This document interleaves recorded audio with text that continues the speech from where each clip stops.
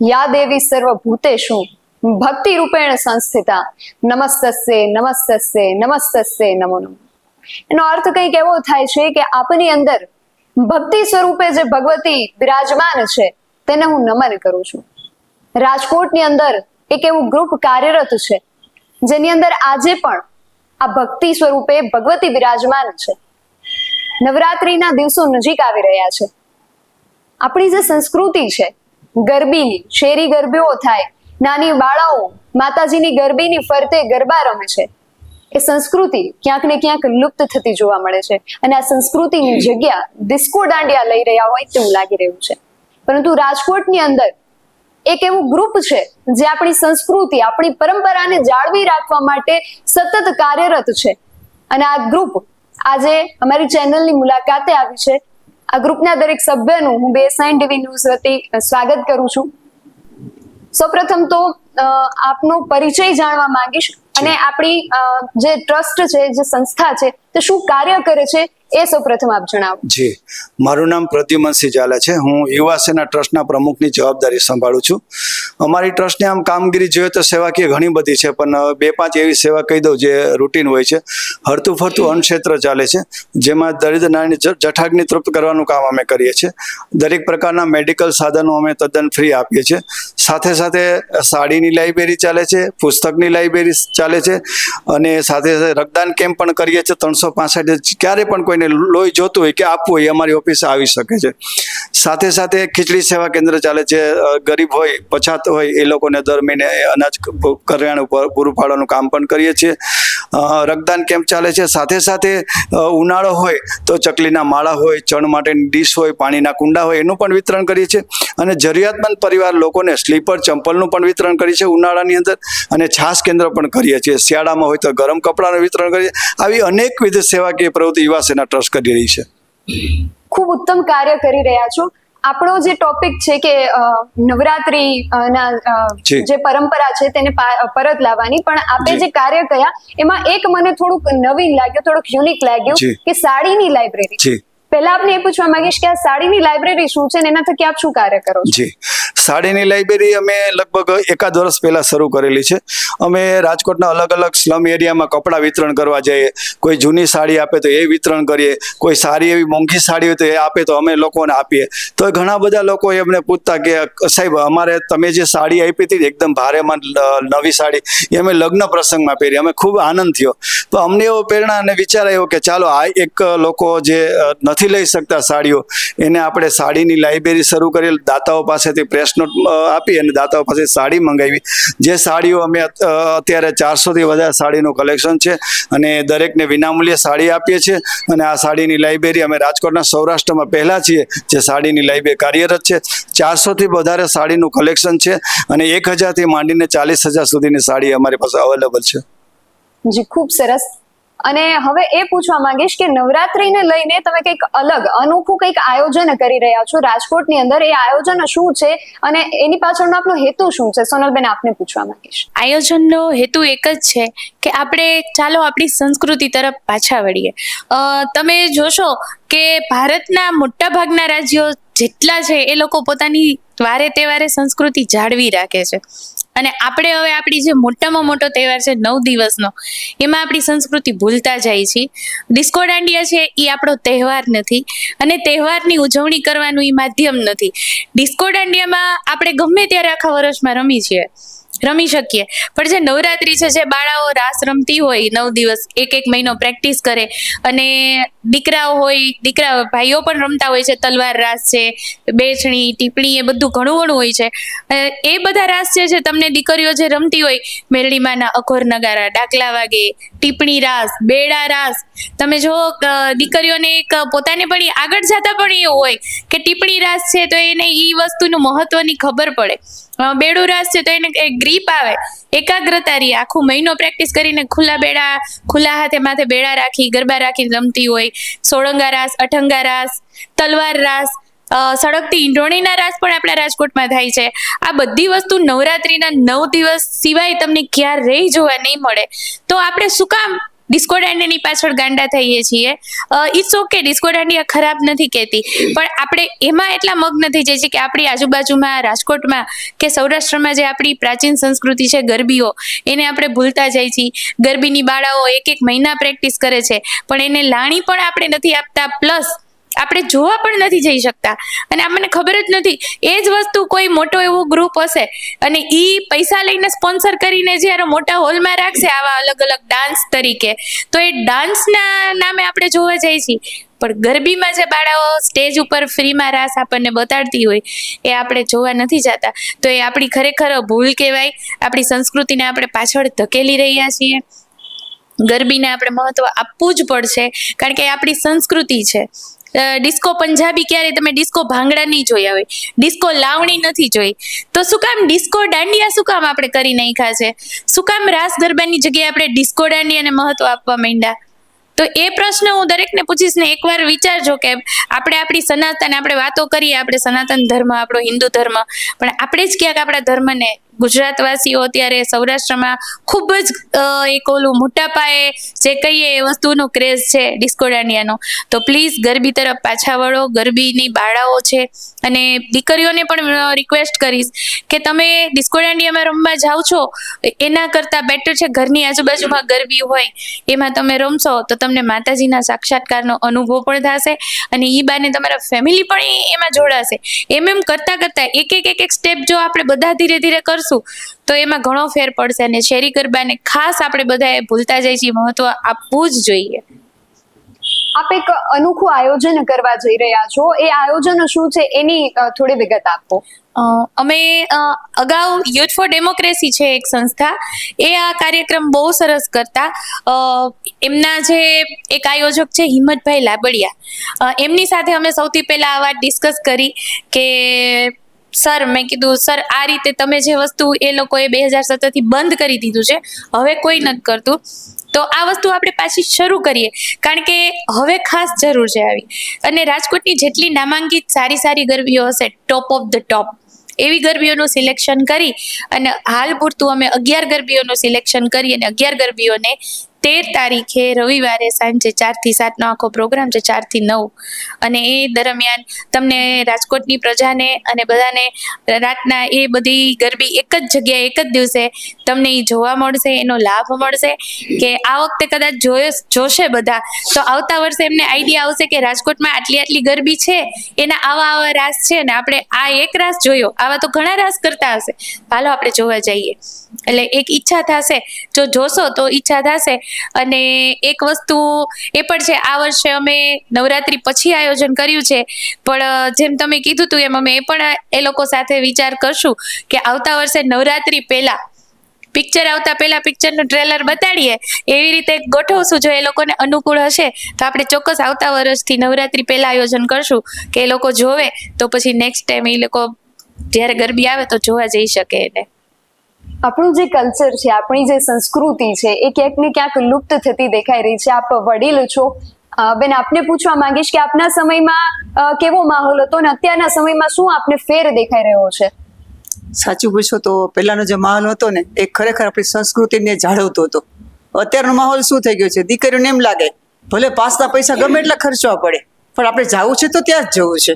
એટલે તમને મફતમાં રમાડે છે, સામેથી લાણી આપી છે, શું કામ નથી લેતા? ના, એમાં મજા નહીં આવે, એને મજા લેવી છે, માતાજીની ગરબી લેવી છે, એવું લાગતું નથી એ લોકોને. એટલે આ રીતે આ માહોલ આખો ફરી ગયો છે. આપણે ફરી પાછા આપણી સંસ્કૃતિ તરફ વળી જઈએ અને એ માહોલમાં જ બાળકોને લઈ જઈએ, આપણી બાળાઓને સમજાવીએ માતાજીની સાચી ગરબી કોને કહેવાય, કઈ જગ્યાએ કરી શકાય, એ કરીએ. માતાની ગરબીનો નાની એવી ગરબી જોવે એ લોકોને ઇન્ટરેસ્ટ નથી પડતો, મોટો માહોલ જોવે, મોટું ગ્રાઉન્ડ જોવે તો એને મજા આવે છે. તો આ માહોલ બદલાય એના માટેના અમારા બધાના પ્રયત્નો છે. આપણી જે પારંપરિક ગરબી જે છે એમાં 5 વર્ષની બાળાથી માંડીને 15 કે 25 વર્ષ સુધીની દીકરીઓ રમતી હોય છે. તેમાં દરેક દીકરીઓને લાણી આપવામાં આવતી હોય છે. જ્યારે ડિસ્કો દાંડિયામાં એવું કલ્ચર હોય છે કે એક જે બેસ્ટ પરફોર્મર હોય એક પ્રિન્સેસ કે પ્રિન્સ બનતા હોય છે. જ્યારે ગરબીમાં, પારંપરિક ગરબીમાં બધી દીકરીઓને લાણી આપવામાં આવે છે, છતાં દીકરીઓ ડિસ્કો દાંડિયા તરફ, દીકરીઓ શું દીકરાઓ પણ ડિસ્કો દાંડિયા તરફ વળી રહ્યા છે. તો આવા દીકરાઓને ને દીકરીઓને આપ શું કહેશો? મારું કહેવાનું એટલું જ છે કે ભલે તમે ડિસ્કો દાંડિયા તરફ જાઓ છો, ન્યાય તમને મળે છે, તો અમે જે કરવા જઈ રહ્યા છે એમાં પણ લાણી છે. અને ખરેખર ઓમાં તમે ડિસ્કો દાંડિયા તરફ જાઓ ત્યાં 1 કે 2 જણાને જ મળે છે, રમે છે બધા, પોતે એના કપડામાં ખર્ચો કરે છે પ્લસ પાસમાં પણ ખર્ચો કરે છે, અને ઈ રમવા જશે ને તો ત્યાં પેરેન્ટ્સને નહીં લઈ જાય, એને એક સંકોચ થશે. જ્યારે આ ગરબીની હશે ને ત્યાં પેરેન્ટ્સ સહિત જશે અને ત્યાં બધી દીકરીઓને લાણી અપાશે, અને અમે જે કરવા જઈ રહ્યા છે ને એમાં પણ બધી દીકરીઓને લાણી અપાશે. નવરાત્રીના જે દિવસો હોય છે એ સમયે ખાસ કરીને એમના જે પરિવાર હોય છે તેમને દીકરીઓની સુરક્ષાને લઈને ખાસ ચિંતા થતી હોય છે. તો ડિસ્કો દાંડિયાની જે સંસ્કૃતિ છે અને પારંપરિક જે ગરબી છે તેની જે સંસ્કૃતિ છે તેની અંદર આ સુરક્ષાનો જે તફાવત છે એના વિશે આપ શું કહેશો? એક કડવું સત્ય છે, જો કહીશ તો ઘણાને નહીં ગમે, પણ આપણે અત્યારે જોઈએ છીએ કે દીકરીઓની સેફટી રહી નથી. તો હું એવું કહું છું કે શું કામ, આપણને ખબર જ છે કે દીકરી ક્યાંય પણ સેફ નથી, તો આપણે એને એવા માહોલમાં શું કામ મૂકીએ છીએ, આપણી સમજણપૂર્વક શું કામ જવા દઈએ કે જ્યાં આપણને ખબર છે કે કદાચ એની સાથે કંઈક અજુગતું થશે. અને થાય છે એવું, એક રિક્વેસ્ટ ખરેખર દરેક માતા પિતાને કરવી જોઈએ કે તમે તમારી દીકરા કે દીકરીઓને, ખાસ દીકરીઓને ડિસ્કો દાંડિયામાં મોકલો છો તો 2-3 વસ્તુ માટે એને પણ કહો કે ભાઈ એક તો પેલું તારું ડ્રેસિંગ એકદમ વ્યવસ્થિત હોવું જોઈએ, માતાજીના ગરબા છે, તમે એ રમવા જાઓ છો, પ્લસ અમે તારી સાથે આવશું, તું જઈશ ને છૂટીશ ત્યાં સુધી એક વડીલ તારી સાથે હશે. આ 2 વસ્તુનું જો આપણે પાલન કરીએ, પ્લસ જે ડિસ્કો દાંડિયાના સંચાલકો છે એ પણ એવો નિયમ જો રાખે કે મર્યાદામાં રહીને તમારે અહીંયા આવવાનું, એક જ નિયમ જો એ રાખે મેડમ, તો રમવાવાળાને તો રમવું જ છે પણ વલ્ગારિટી નહીં થાય. અને મેડમ અમારા ફ્રેન્ડ્સ ઘણા પણ ફોરેન પણ છે અને આપણને એ કહેતા પ્રાઉડ થાય ને અહીંનું કહેતા શરમ આવે, એ લોકો અહીંયા આવે ને ત્યારે આપણને એક ટોન્ટ મારીને, ઠપકો મારીને જાય કે તમે ઇન્ડિયાના છો ને તો પણ તમે નવરાત્રિમાં ન્યુસન્સ થાય છે. જ્યારે અમારે ત્યાં નવરાત્રિ અમે કરીએ છીએ ને તો અમે પેલો અમારો એક પ્રોટોકોલ હોય કે મર્યાદામાં કપડાં પહેરીને આવવાનું, સ્લીવલેસ પણ નહીં, બેકલેસ નહીં. તો આ રીતે એ લોકો એન્જોય કરે છે, છતાં પણ એ લોકો કહે છે અમે તમારા કરતાં પણ વધારે એન્જોય કરીએ. તો રમવાવાળા છે એને શું કામ આપણે રમવા માટે એન્જોય ના કરાવીએ અને શું કામ બીજા અવડે રસ્તે મોકલીએ? એક પ્રોટોકોલ હોવો જોઈએ. દરેક સંચાલકોએ, ડિસ્કો દાંડિયાના સંચાલકોને પૈસાથી મતલબ હોય છે, પણ એની સાથે એમણે પણ એ વિચારવું જોઈએ કે અમે જે આ આપણી સંસ્કૃતિ નથી કરીએ છીએ પણ એટલીસ્ટ એમાં એક પ્રોટોકોલ રાખીએ, એક મર્યાદા રાખીએ કે જેથી કરીને મર્યાદા અને જે ખરેખર તહેવારની ગરિમા છે એ આપણે જાળવી શકીએ. આ વસ્તુ ખરેખર જરૂરી છે. આપણે જોઈએ છીએ કે હું પોતે ફેમિલી પ્લાનિંગ એસોસિએશનમાં છું મેડમ, જાહેરમાં પણ કહી શકીએ એવી વાત છે, ચર્ચાનો વિષય છે આ કે નવરાત્રી જાય છે ને મેડમ પછી ડોક્ટરોને ત્યાં 2-3 મહિનામાં અબોર્શન કરવા વાળાના ઘણા કેસ હોય છે. શું કામ થાય છે? કારણ કે તમે તમારી દીકરીને એકલા મૂકી દો છો, એની ફ્રેન્ડ સાથે તમે એને રમવા મોકલી દો છો. ના કરો આવું. પછી તમને જ્યારે ઇન્ફર્ટિલિટી થાય છે, જ્યારે એ જ દીકરી કુંવારી છે, એ બાળક પડાવી દે છે, અબોર્શન કરાવે, મેરેજ થાય પછી એને પ્રેગ્નન્સીમાં તકલીફ થાય છે. આ ઘણા બધા પાસા છે મેડમ કે જે ડિસ્કો દાંડિયાનો વિરોધ નથી, પણ એ જે રીતે થાય છે, માવતર જે રીતે બાળકોને, દીકરીઓને મોકલે છે, યંગ દીકરીઓને એકલી, એ ના થવું જોઈએ. આ બધી વસ્તુનું ધ્યાન રાખી તો ડિસ્કો દાંડિયા પણ રમવા જઈ શકો છો, પણ આપણી સંસ્કૃતિ ડિસ્કો દાંડિયા નથી. નવરાત્રિમાં ડિસ્કો દાંડિયા એ આપણો કલ્ચર નથી, આપણું કલ્ચર ગરબીનું છે. ત્યાં તમે રમાડો, દીકરીઓની સેફ ત્યાં હોય છે, તમને પણ મજા આવશે, તમે ફેમિલી સાથે જોઈ શકશો ત્યાં. આ છે. તમે જે વાત કરી એના પરથી મને એક પ્રશ્ન થયો કે ડિસ્કો દાંડિયા જે હોય છે ત્યાં ઘણા બધા સ્પોન્સર્સ મળી જતા હોય છે અને ખૂબ મોટે પાયે તેનું આયોજન થતું હોય છે, પણ જે પારંપરિક ગરબીઓ છે કે જે આપ આયોજન કરવા જઈ રહ્યા છો તેમાં લોકોનો તમને કેવો સહયોગ મળે છે? આર્થિક કે શરીર શ્રમ બાબતે લોકો કેવો તમને સહયોગ આપી રહ્યા છે? મેડમ, ડિસ્કો દાંડિયામાં તમે કીધું એ રીતે સ્પોન્સર બહુ હોય જ છે, લાખો કરોડો રૂપિયાના સ્પોન્સર થઈ જાય છે અને લોકો આપે છે. પણ એ જ લોકોને મારો સવાલ છે તમારા માધ્યમ દ્વારા કે તમે ક્યારેય તમારા ગામની ગરબી થતી હોય, તમારી આજુબાજુમાં ગરબી થતી હોય, એને પ્રોત્સાહન આપ્યું છે? ત્યાં તમે એમ કીધું કે તમે ગરબીના 5 લાખ ખર્ચો, તમે અહીંયા 50 લાખ આપી દેશો કે જેટલા આપો એટલા, પણ એના તમે અડધી રકમ પણ ક્યારેય ગરબીને આપી છે? અને ઈ ગરબીની બાળાઓનું દરેક ગરબી મંડળનું એક હોય છે કે દરેક ગરબી મંડળ સદ્ધર નથી હોતું. એને આ જ વસ્તુ હોય, લાણી ઉપર હોય, દાતા આવતા હોય, ડોનેશન આપતા, એની ઉપરથી હોય.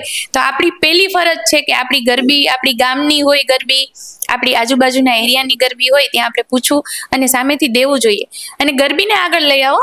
ડિસ્કો દાંડિયા કરો, તમે સ્પોન્સર બનો, બધું બનો, પણ એક આ કેવું છે મેડમ, કહીએ તો ના ગમે કોઈને, પણ કડવું સત્ય છે કે ગરબીમાં સ્પોન્સર બહુ ઓછા હોય છે.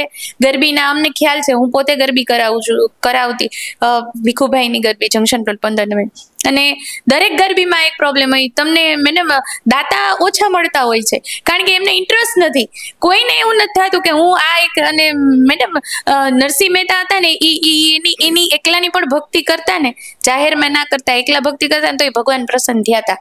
તો તમે માતાજીની તમારી શેરીમાં નાની ગરબી હશે, ત્યાં પણ જો દિલથી દાન પુન કે સેવા, શારીરિક શ્રમ કે ગમે એ આપશો ને, તમને માતાજી ફળશે ને ફળશે જ. આપ જે આયોજન કરવા જઈ રહ્યા છો તેમાં કોઈ દાતાને જો ઈચ્છા હોય તો એ કઈ રીતે આપનો સંપર્ક કરી શકે? અમે આયોજન કરવા જઈ રહ્યા છીએ, એમાં જો કોઈને પણ દાન પુન કરવાની, દીકરીઓને લાણી આપવાની ઈચ્છા હોય તો અમને ફોન નંબર આપેલા છે આપણા પ્રેસ નોટમાં. યુવા સેના ટ્રસ્ટ, 4 ભોલેનાથ સોસાયટી, અંકુર વિદ્યાલય મેઇન રોડ, ગુરુપ્રસાદ ચોક પાસે. સરના નંબર છે 9913310100 અને મારા નંબર છે 9998619870. આપ અમારો સંપર્ક કરી શકો છો. ફેસબુકમાં પણ અમારું છે યુવા સેના ટ્રસ્ટનું પેજ, એમાં પણ તમે અમારો સંપર્ક કરી અને તમારે જો કંઈ દાન પુન કરવું હોય, દીકરીઓને લાણીની આપવું હોય તો આપી શકો છો. સર, એક અંતિમ પ્રશ્ન આપને પૂછવા માંગીશ કે અત્યારના યુવાનો જે છે એ સંસ્કૃતિથી ભટકી રહ્યા છે, અને એ યુવાનોને આપ શું સંદેશ આપવા માંગશો? જી, સરસ મજાની વાત કરી મેડમ આપ, કે હું યુવાનોને એટલું કહેવા માંગુ કે ખરેખર આપણે જે ગામડા તરફ જઈએ, થોડાક આગળ વર્ષો જઈએ તો ગામડાની અંદર પણ પેલા બહેનો રાસ લેતા, બાળાઓ રાસ, પછી ભાઈઓ રાસ લેતા, એની પણ રાસની રમઝટ બોલાવતા, 3-4 વાગ્યા સુધી રાસ જણ બધા લેતા. તો એ પણ આપણે કરી શકીએ. આપણી ગરબી પૂરી થાય કે આપણી બાળાઓના રાસ પૂરા થાય તો આપણી ચોકની અંદર, આપણી સોસાયટીની અંદર આપણે યુવાનો પણ રાસ ગરબા રમી શકીએ. આપણે એવું નથી કે ડિસ્કો દાંડિયા જઈને તો જ રાસ ગરબા રમાય, આપણી શહેરી ગરબીમાં પણ આપણે રાસ ગરબા સાથે રમી શકીએ છીએ બધા યુવાનો મળીને. તો હું બધા યુવાનોને વિનંતી કરું છું કે આપની શેરી, આપણી આજુબાજુમાં જે ગરબી થતી હોય ત્યાં પણ આપ યુવાનો બધા એ સરસ મજાના માતાજીના ગરબાથી રાસ રમો, એવી મારી વિનંતી છે. ખૂબ સરસ વાત કરી. આપણા જે યુવાનો છે, આપણા સમાજના લોકો, અને એમાં ખાસ યુવાનો, એ સંસ્કૃતિના માર્ગ પરથી ભટકી ગયા છે, અને આ યુવાનોને સંસ્કૃતિના માર્ગ પર પરત લાવવા માટે યુવા સેના ટ્રસ્ટ જેવા જે ટ્રસ્ટ છે, જે ગ્રુપ્સ છે, તે કાર્ય કરી રહ્યા છે. અને અમારી પણ દરેક યુવાનોને ખાસ વિનંતી છે કે આપણી જે સંસ્કૃતિ છે તેને જાળવવા માટે સતત કાર્યરત રહો, ને આપણી જે સંસ્કૃતિ એ ખૂબ મહાન સંસ્કૃતિ છે તો એને સાચવવી એ આપણી ફરજ પણ છે. તો આ ફરજ આપણે સૌ ન ચૂકીએ અને આપણી જે સંસ્કૃતિ છે, નવરાત્રિની પરંપરાની, માતાજીની શક્તિ આરાધનાની, તેને ખાસ જાળવીએ.